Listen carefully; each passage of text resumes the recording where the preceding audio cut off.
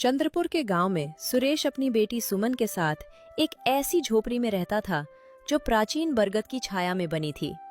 ये बरगद गांव वालों के लिए शुभ माना जाता था क्योंकि कहा जाता था कि इसमें वन देवी का वास है। उनकी आर्थिक हालात बहुत खराब थे, वे गरीबी में जीवन बिता रहे थे, लेकिन सुमन के पास एक छोटा सा चमकीला पत्थर था जिसे उसकी माँ ने दिया था, जो मुश्किलों में हल्की नीली रोशनी देता था। उसके घर जमींदार बलवंत आता है। ए सुरेश, बाहर निकल। तुझे कर्ज दिए हुए सालों बीत गए हैं, तूने अभी तक मेरे पैसे ने नहीं लौटाए। मुझे आज मेरे पैसे चाहिए, नहीं तो मैं तुम्हें और तुम्हारी बेटी को इस बरगद की छाया से बाहर कर दूंगा। आज मैं तुम्हारी एक नहीं सुनूंगा। सुरेश घबराते हुए बाहर आता है।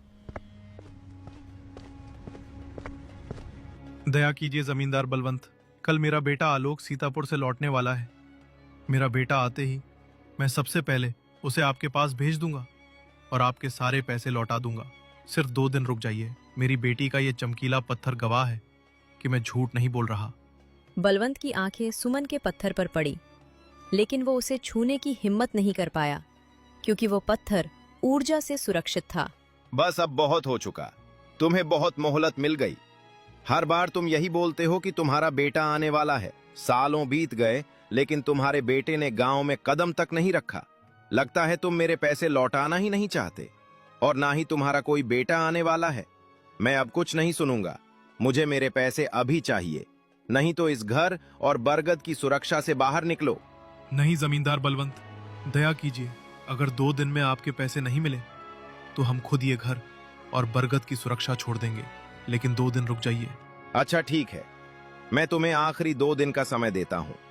अगर 2 दिन में मेरे पैसे मुझे नहीं मिले तो तुम्हारा सारा सामान बाहर फेंक कर तुम्हें भी इस गांव से बाहर धकेलवा दूंगा। ऐसा बोलकर जमींदार वहां से चला जाता है। सुमन अपने पिताजी से कहती है, भैया 2 दिन में आ जाएंगे ना? अगर इस बार भैया नहीं आए तो जमींदार तो हमें गांव से निकलवा देगा। इस बार वो हमारी एक भी नहीं सुनेगा। आज वो बहुत गुस्से में था। तुम चिंता मत करो बेटी, आलोक ने कहा है वो आता ही होगा और उसने पैसों का इंतजाम भी कर लिया है। वो आते ही मैं जमींदार के सारे पैसे लौटा दूंगा, फिर चिंता करने की कोई बात नहीं। तब तक ये चमकीला पत्थर हमें बचाएगा। 2 दिन बीत जाते हैं। 2 दिन के बाद सुरेश के घर एक आदमी आकर बोलता है, अरे सुरेश, अनहोनी हो गई। जिस कारखाने में तुम्हारा बेटा काम करता था उस कारखाने में आग लग गई, जिससे उस कारखाने में काम करने वाले जितने भी लोग थे सारे के सारे उस आग से जल गए, और खबर मिली है कि उसमें से कोई नहीं बचा, और इस कारखाने में तुम्हारा बेटा भी काम करता है। ये सुनकर सुरेश के ऊपर दुखों का पहाड़ टूट पड़ता है। सुमन का पत्थर भी अपनी चमकीली नीली रोशनी खो देता है। 2 दिन बाद उनके गांव में एक आदमी एक संदूक लेकर आता है। अरे भाई साहब, जरा सुनिए तो, ये सुरेश का घर कहाँ है? क्या आप मुझे बता सकते हैं? बलवंत उसे देखकर ललचा जाता है क्योंकि वो संदूक बहुत मूल्यवान लग रहा था। आप तो जानते ही होंगे कि सुरेश के बेटे के कारखाने में आग की वजह से मृत्यु हो गई थी। बेचारा दूसरे दिन गांव आने ही वाला था। उसने इतने सालों तक बहुत मेहनत करके बहुत सारा धन जमा कर लिया था। वो सब लेकर घर आने वाला था। उससे पहले ये दुर्घटना हो गई और कारखाने के मालिक ने उनके परिवार वालों के लिए भी धन दिया है। मैं उसके वही पैसे उसके पिताजी सुरेश जी को देने आया हूँ।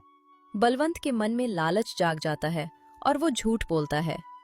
अरे भाई, मैं ही सुरेश हूँ, और जिसकी बात तुम कर रहे हो वो मेरा ही बेटा था। अच्छा हुआ भाई साहब, आप मुझे यहीं पर मिल गए, वरना मुझे पूरे गांव में कहां कहां भटकना पड़ता। ये लीजिए आपकी अमानत, ये संदूक। ये कहकर वो आदमी वहां से चला जाता है और बलवंत वह संदूक लेकर अपने घर चला जाता है। और जैसे ही वो संदूक खोलकर देखता है, उसमें ढेर सारी मुद्राएं होती हैं। जमींदार ये देखकर बहुत खुश हो जाता है।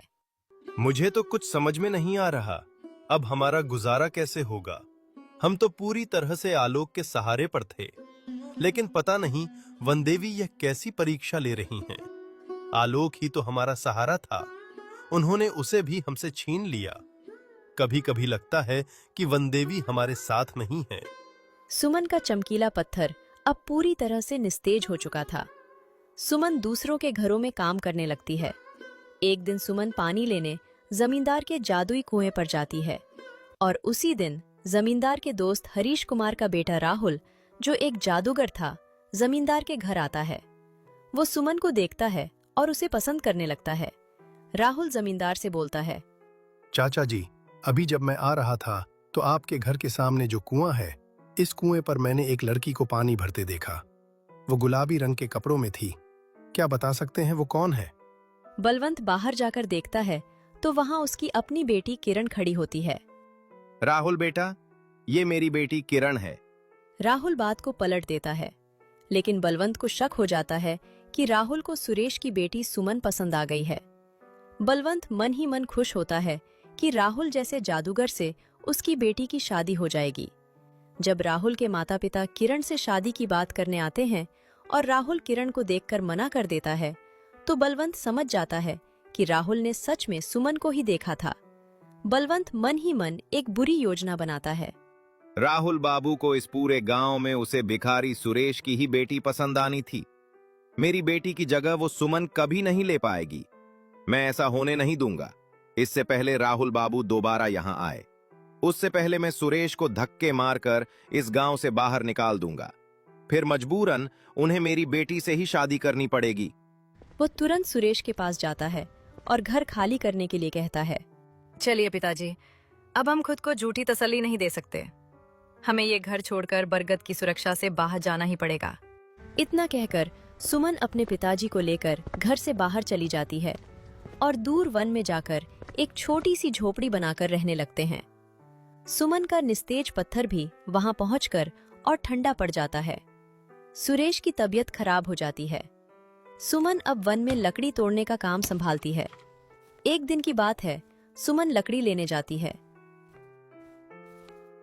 बहुत देर हो जाता है, लेकिन सुमन नहीं आती है, तो सुरेश सुमन को ढूंढने जाता है। रास्ते में उसकी तबीयत बहुत खराब हो जाती है और वो चक्कर खाकर गिर जाता है। उसी